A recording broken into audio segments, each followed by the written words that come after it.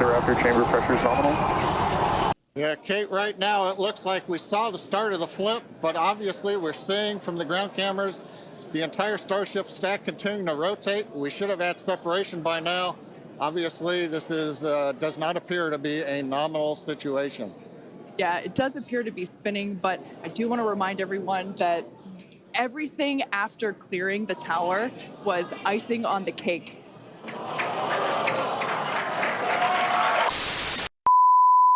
Vous ne l'avez sûrement pas manqué, mais dernièrement, Elon Musk a lancé son dernier jouet dans l'espace, la fusée Starship.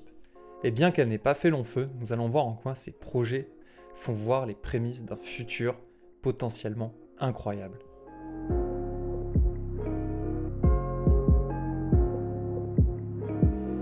Génie incompris ou mégalo ? Il est difficile de savoir comment le qualifier. Est-il simplement un cynique génial ou bien est-il réellement le bienfaiteur désintéressé qu'il prétend être ? Néanmoins, ce qui est sûr, c'est que son caractère est sanguin et qu'il peut parfois être rancunier. En 2022, Elon Musk aura viré un employé après que ce dernier ait publié une vidéo montrant les carences du système autonome de ses voitures Tesla.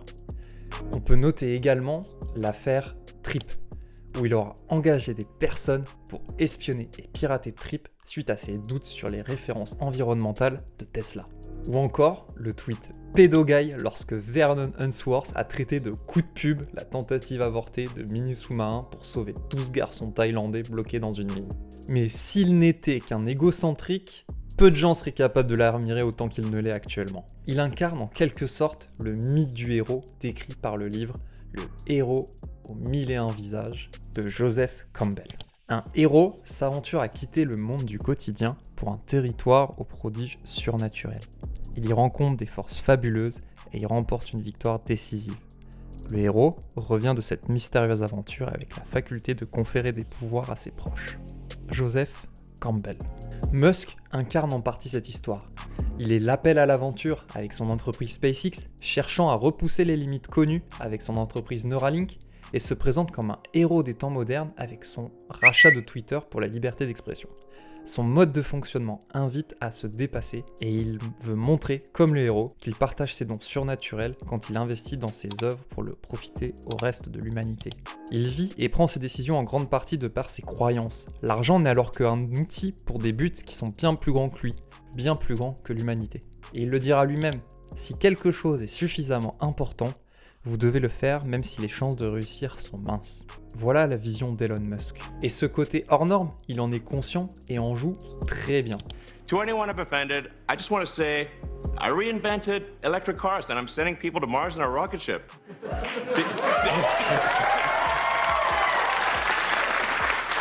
Did you think I was also going to be a chill, normal dude? Voilà le roman qu'il se construit et qu'il nous vend.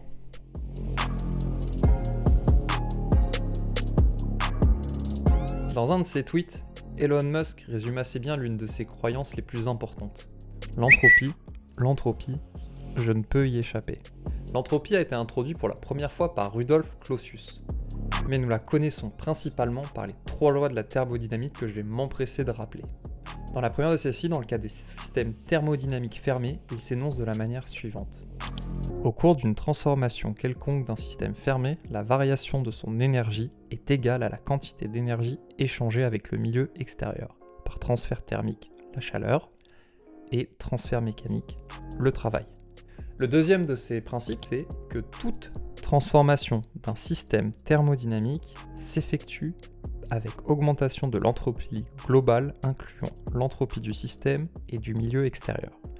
On dit alors qu'il y a création d'entropie. Quant au troisième, lui nous intéressera peut-être moins, mais il est toujours bon de le rappeler, on l'appelle aussi le principe de Nernst. La valeur de l'entropie de tout corps pur dans l'état de cristal parfait est nulle à la température de 0 Kelvin. Ainsi, toutes les formes de vie sont régies par ces principes.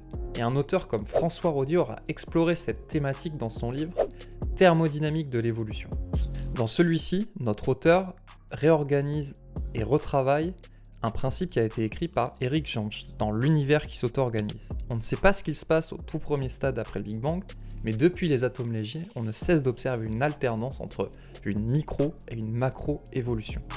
Ainsi, La vie humaine et son organisation est une structure dissipative comme une autre, qui vit au rythme de ses lois et qui est soumise. L'entropie est alors la mesure de désordre d'un système perdant de l'information.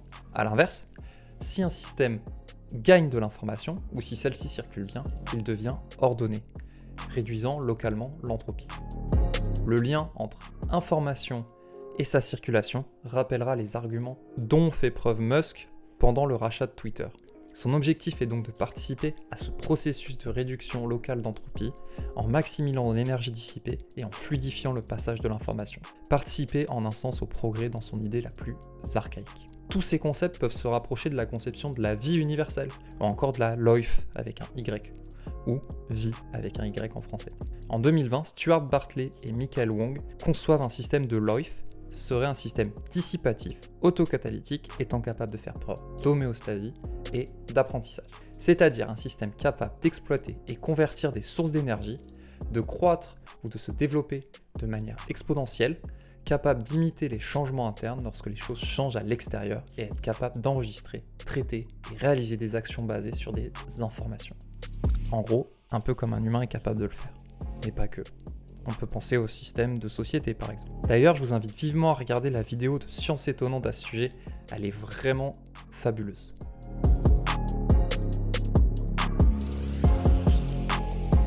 Dans la construction du mythe, le héros doit faire partager ses dons surnaturels qu'il possède. À notre époque, nous pourrions représenter cela par l'argent qu'Elon Musk a réussi à accumuler au fil de sa vie. En associant cet argent à ses fortes convictions, il veut que l'humanité continue à jouer son rôle qui est, selon lui, de pleinement accepter que nous faisons partie de ce système thermodynamique. Ainsi, Neuralink sera l'entreprise devant permettre à l'humanité de ne pas se faire larguer dans la course des macro et micro-évolutions qui risquent d'aller plus vite que notre sélection naturelle, continuer l'investissement en IA qui ne doit pas s'arrêter afin de poursuivre l'optimisation de la dissipation d'énergie et, enfin, relancer la conquête spatiale qui doit favoriser l'esprit d'aventure et potentiellement sauver l'humanité de son état actuel. Pour lui, la survie de l'humanité et de la vie sur le très long terme passera par l'exploitation du système solaire, de la galaxie et même de l'univers, et doit commencer par la colonisation de Mars et de la Lune. Voilà en gros les objectifs réels ou non d'Elon Musk. Il veut faire aimer le futur et arrêter en grande partie les visions pessimistes modernes, jusqu'à rendre sa famille elle-même comme un acte militant en ayant fait actuellement 6 enfants. Car l'un des autres problèmes modernes qu'il cherche à soulever selon lui est la faible natalité qu'il considère comme un risque bien supérieur au réchauffement climatique par exemple. Bref, un homme qui ne laisse que peu de gens indifférents. Tantôt adulé, tantôt détesté, il est l'une des figures majeures de notre époque, qu'il est important de suivre. Car contrairement à beaucoup d'autres, ses prises de position ont un but original et ouvertement affiché. Orienter l'humanité dans le sens qu'il considère comme étant le plus important. Et surtout, il possède les moyens de le faire. Musk est certes hors norme, mais il reste humain. Et les humains ne sont pas exempts de défauts. Attendre une perfection de lui est somme toute illusoire. Au même titre qu'il est illusoire que ses détracteurs attendent son échec final. Mais le plus important, c'est qu'il nous montre qu'il est possible de se choisir son propre chemin. Et que le monde peut encore nous faire rêver. Et vous, que pensez-vous de cet homme qui fait couler beaucoup d'encre ?